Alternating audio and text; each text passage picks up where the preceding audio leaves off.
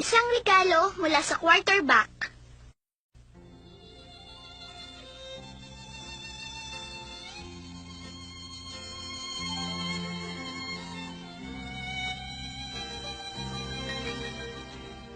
Dear Daddy Longlegs, ngayon, tapos na po ang masayang anibersaryo dito sa aming eskwelahan. Susunod naman po ay ang pagsusulit. Pagkatapos ng bakasyon namin ngayong darating na Pasko, bibilis pong magbago ang mga pinlanong activities dito sa eskwelahan namin. Ay, nahihirapan po talaga ako dito.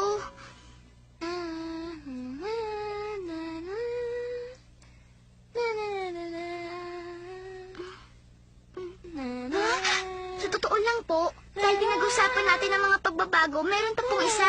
Mula po nagsayawan, nagbago na si Julia. Judy? Bakit? Ano ba yun? Alam mo ba kung para siya ng T-formation na ito? T-formation?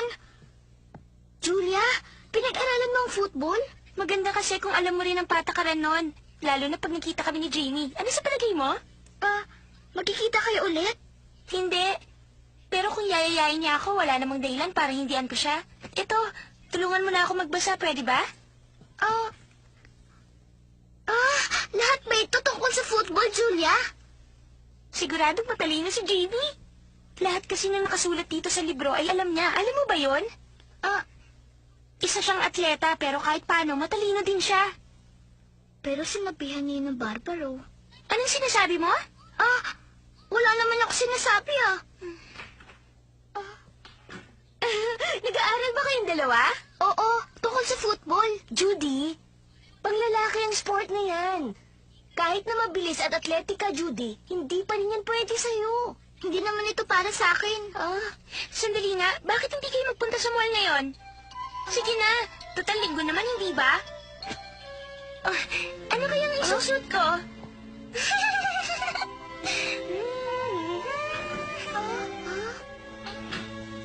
Ano nangyayari sa kanya?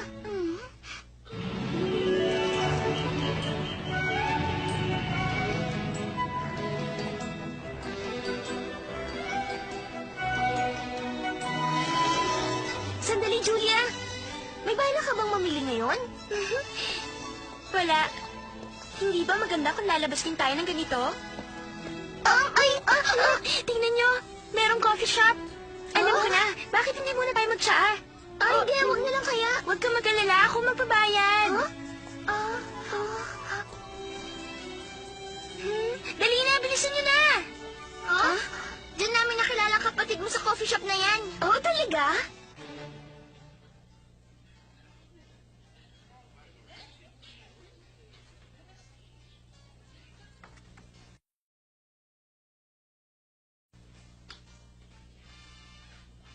Magandang araw.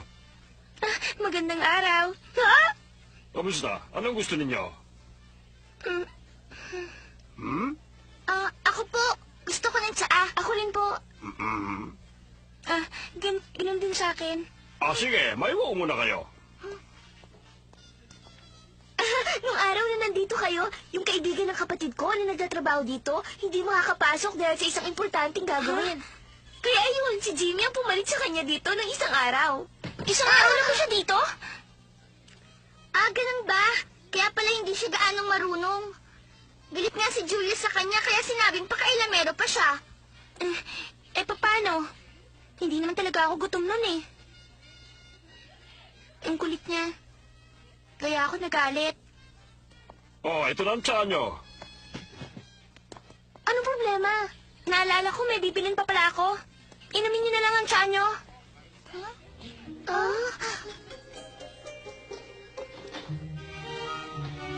Sana masarapan kayo. Salamat po. Ano bang problema ni Julia? Ang problema kasi wala dito ang kapatid mo. Ano? Ang ibig mo sabihin, may gusto si Julia kay Jimmy. Sandali! Sally, dinala mo ba yung pera mo? Meron lang akong pamasahe pabalik sa eskwelahan. Wala. Kasi baka makagastos lang ako ng malaki.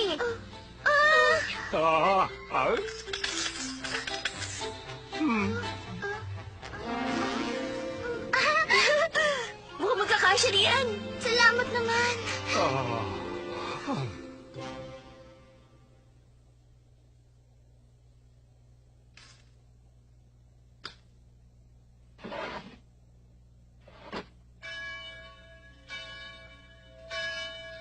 Kumusta? Ako po si Judy Abbott. Ay, ikaw pala, Judy. Meron ako ditong malaking package para sa'yo. Eto. Ah, talaga? Salamat po, Mr. Hardy. Ay, walang anuman. Ano kaya ang pinadala sa akin ni Daddy ngayon? Ha?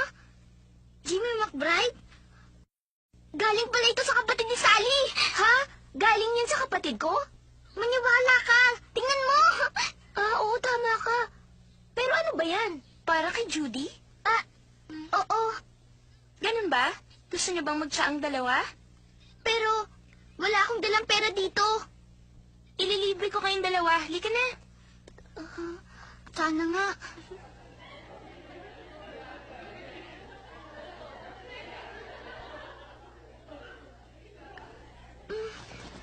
Isa itong banner! Ang ganda!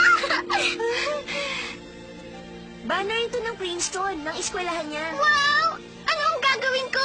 Pwede ba akong tumanggap na ganitong klaseng regalo? Oh, tingnan mo. Ang ganda na kulay, hindi ba? Saan ko kaya maaaring sabit ito? Pasensya ka na, Julia. Bakit ka humingi ng pasensya? Wala lang. Oh, tingnan ninyo. Meron ditong sulat. Sigurado tungkol ito sa sayawan.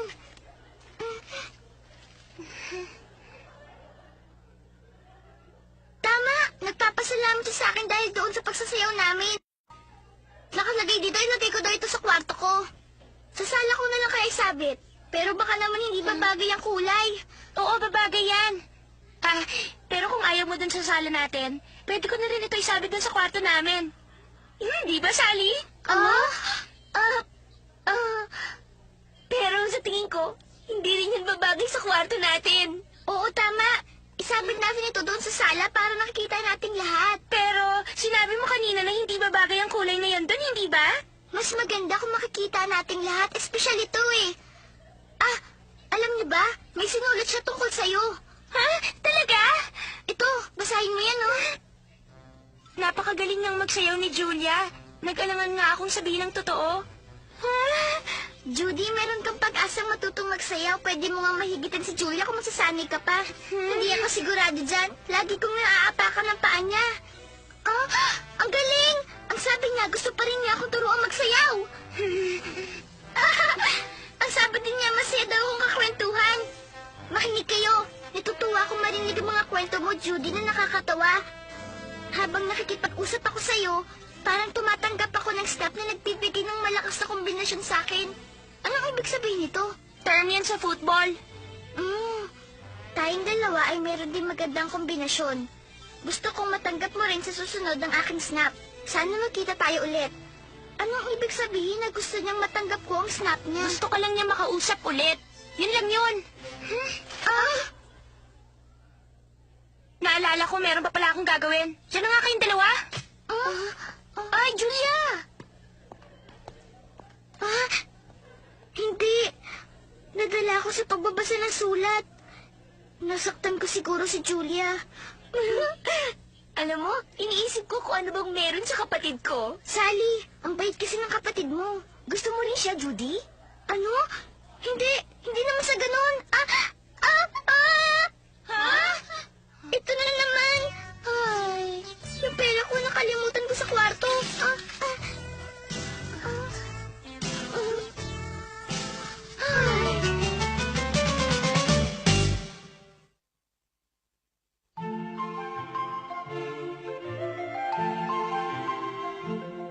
Sally, gusto mo ba isuot ito? Wow, ang ganda. Ang ganda talaga. Pero, bakit mo gusto ipasuot sa akin ito? Ayoko na niyan. Sa'yo na lang kung gusto mo. Ayoko nga. Masyadong mahal ito para tanggapin ko. Ayos lang, huwag mong alalahanin yan. Siya nga pala, ano bang gusto ni Jeannie? Gusto ko kasi siyang makilala. Ay, Judy! Kung gusto mong makinig sa amin, huwag kang sumilip dyan. Lumapit ka dito. Hindi naman ako. Sumisilip sa inyong dalawa. Pero naninilip ka nga sa amin eh. Gusto mo rin malaman ng tungkol kay Jeannie, hindi ba? Hindi totoo yan. Narinig ko kasi nagsasabi si Sally ng maganda. Kaya ka nakikinig sa aming dalawa? Hindi naman ako. Ayos lang yan. Halika, sumali ka sa amin. Mali ang iniisip mo. Alam niyo, ang pinakagusto talagang gawin ng kapatid ko ay ang paglalaro ng football. Talaga? Tama pa lang naisip ko. Ang pangalawang gusto niyang pagkain, siguro steak, tama ba ako? Teka, paano mo nalaman yan? Sinabi din ba niya yan sa'yo?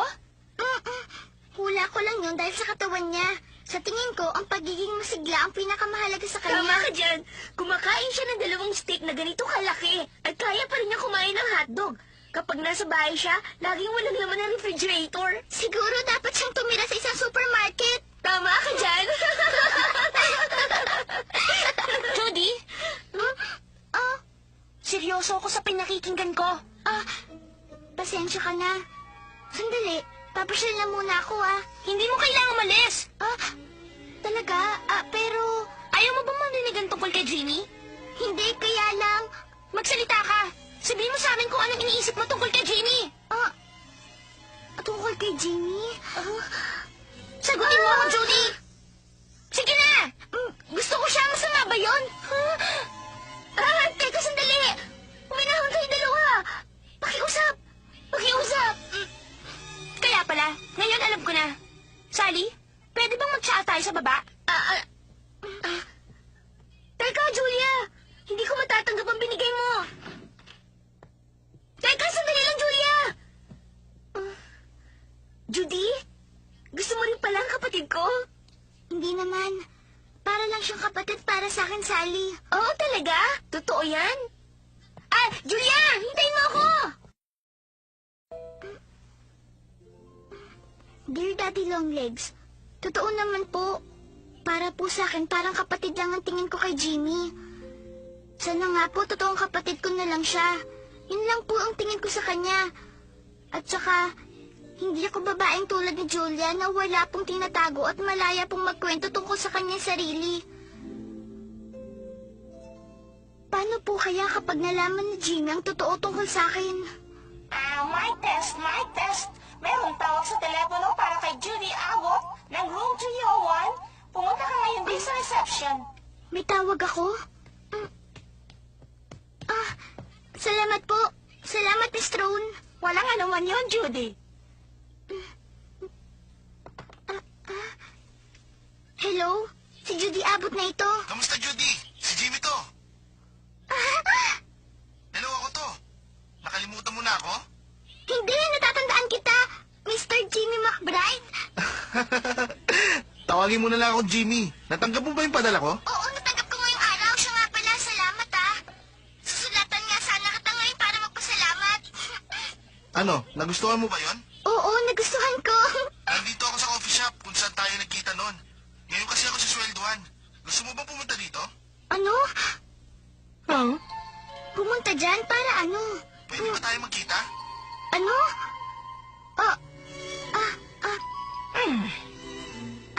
Magkita tayo? Oo, gusto kita makita, Judy. Talaga?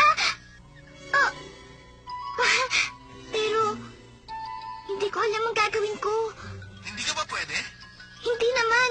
Kasi, ngayon mo lang sinabi kaya parang nabigla ako. Ang totoo, ngayon lang kasi ako inimbitahang lumabas ng isang lalaki. Totoo ba yan? O paano? Pwede ba tayo magkita? Oo, pero ngayon kasi meron akong ginagawa. Susunduin kita ng kotse dyan. Ano? Susunduin mo ko dito ng kotse? Oo. Talaga? Maganda ba yung uniform at sapatos, Sally? Oo. Sa tingin ko, maganda naman yun. Sa totoo lang, hindi kasi ako pwede. Ayos lang kung abala ka. Judy, pwede ba kita maimbita muli? Hindi pwede matagal sa telepono. Sabihin mo sukat ang sapatos niya. Ang sukat ay... Hello, Judy.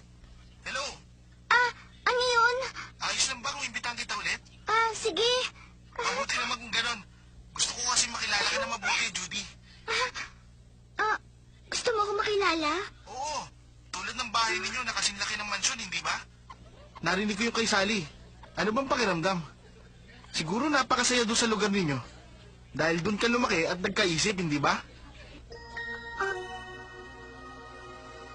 Hello, Judy. Hindi naman ganun. Hello.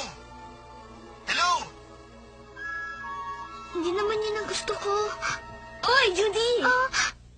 Alam mo, tungkol sa bagay na yan, pag-iisipan ko na muna mabuti tapos sasabihin ko sa'yo. Paalam. Maraming salamat po. Wala nga naman yon. Judy? Ano ba ang problema? Meron ba nangyari? Wala. Alam mo ba, sa tingin ko reregaluhan ko si Jimmy ng uniform at saka sapatos. Gusto mo bang sumama sa akin para mamili? Kasi...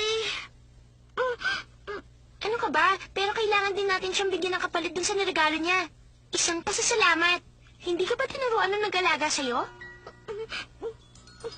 Hindi niya ako tinuruan.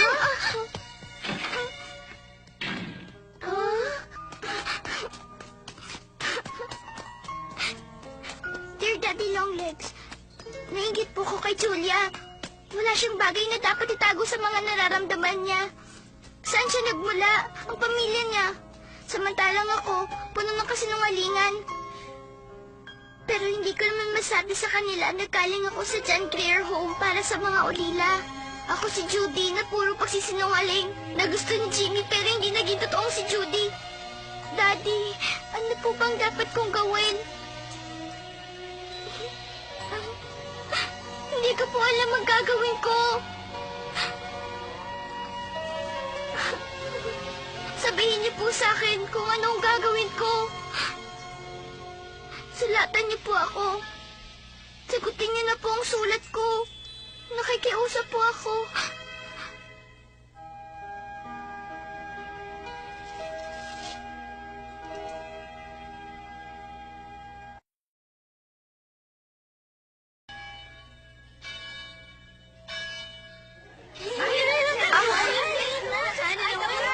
Sige. Kailan mo na sa ngayon?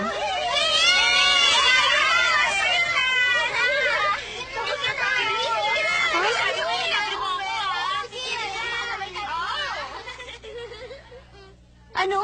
Nagpadala ka rin ng mga bulaklak maliban dun sa sapatos at uniforme? Oo. Natural lang yun sa isang humahanga. Meron nga isang tagahanga, nagbibigay pa ng kotse sa paborito niyang atleta. Pinadala ko yun ng express. Kaya siguradong matatanggap niya yun ngayon. Ay, siguradong magugulat ang kapatid ko. Telepono para kay Julia Pendleton. Maaari lang na pumunta ka na kaagad doon sa Ferguson House para masagot mo na yon. Ha? Siguradong si Jimmy na yun. Kumain ka lang. Tayo na, Sally. Sandali! Bilisan mo na. Hindi ko ganda na pinaghihintay ko si Jimmy na matagal.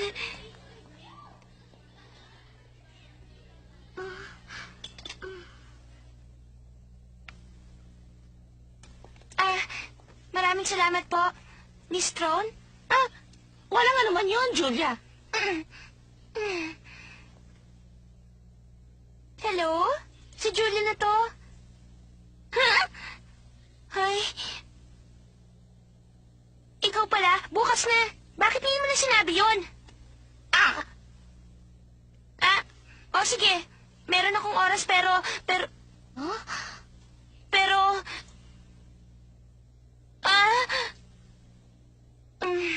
Oo, sige. Oo. Salamat. Siguradong iniimbitahan ka niya agad na lumabas. Kaya lang masyado pang maaga. Kakikilala niyo palang dalawa, hindi ba? Baka nabibigla ka lang yan, Julia. Hindi naman siya yun. Si Tito Jervis ko yun. Gusto niyang pumunta dito bukas. Yung tito mo? Oo, si Tito Jervis ko yun. Paiba-iba talagang takbo ng utak niya. Gusto niya makita si Judy. Si Mr. Pendleton? Oo, sana wala kang gagawin bukas ng hapon. Mukhang gusto kang makita ng tito ko, Judy. Ang sabi niya, gusto daw niya marinig ang kwento mo. Ang kwento ko? Hindi. Hindi ko pa rin sinasabi kay Mr. Pendleton ang totoo tungkol sa akin. Anong gagawin ko? Ano nangyayari sa'yo? Parang meron ka malaking problema, Judy.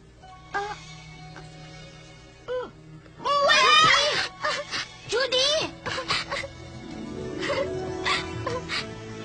Hindi.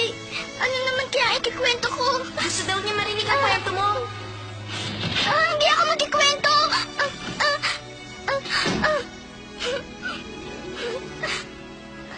Ang bahay niyo ay kasing laki ng isang mansyon, hindi ba? Narinig ko yung kay Sally. Siguradong masaya ang lugar na yun dahil doon ka lumaki at nag-iisip, hindi ba? Kasinungaling ang lahat yan! Ang gusto kong makita ng tito ko.